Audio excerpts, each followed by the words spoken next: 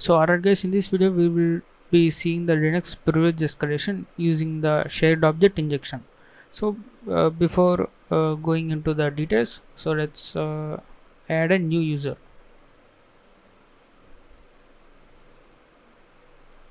So I am adding a new user arrow.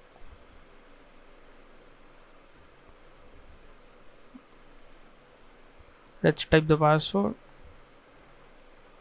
and just hit enter. Now this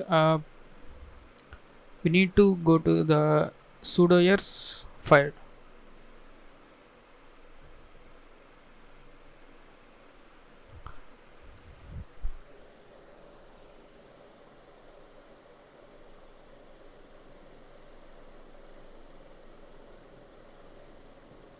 Okay, so this here what we are going to do is we are going to add this line.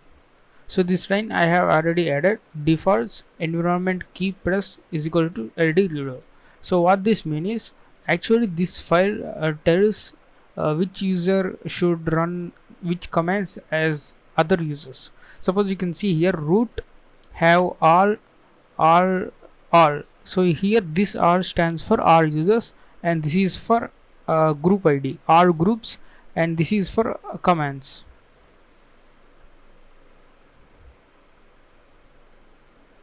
So that means this root user can run as any user and as any command. So that is why this have the very highest privileges. So I have already added this line, so you can see here. So this ld period is an environment variable that contains the shared objects. So shared objects contains the code. So whenever you write a program, you can directly import that code from the shared libraries. So you no need to write the same code in your program. So okay, you can see here environment reset. So whenever I am performing the sudo operation, all the environment variables will be reset. But if you specify environment keep, so this will be preserved. So that's why if this ld period has been preserved, so then we can take advantage of this and we can load a code that gives as a reverse shell. So normal shell but with the highest privileges. So okay, let's see, I have added this line arrow all run everything as a every user, but limited to only one command user ping. So this arrow can run only the ping command but without password, no password. So that means whenever the arrow is trying to attempt this ping binary with sudo permissions, the password will not be prompted, so he can run without the password. So these two changes you need to make in this sudoers file. So let me switch to arrow.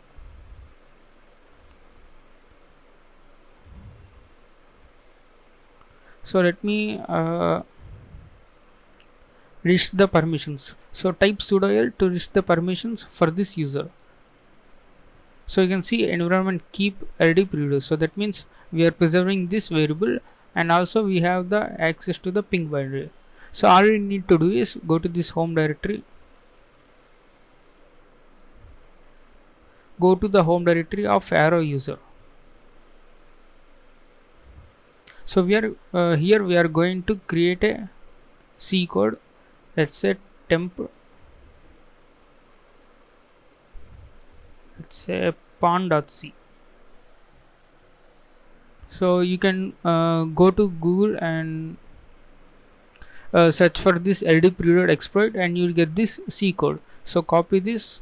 So here we are unsetting this ld period. So if there are any libraries which are pointing by this ld period, those will be unset, and then we are setting our group id to 0, that is root user group id, and also we are setting our user id to 0. So then we will be executing this command as a root user. So system of bin sh. So let's copy this and paste it in here and save this. So we need to compile this as a shared library and we need to give some commands, and then we need to say, let's say the output pon.o and pon.c.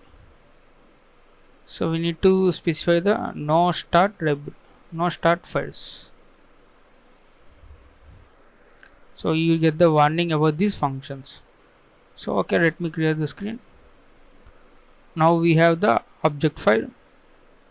So all you need to do is you need to run sudo ld underscore preload is equals to, and we need to specify the full path home arrow pawn.o, and then what we need to do is we need to say usr bin ping,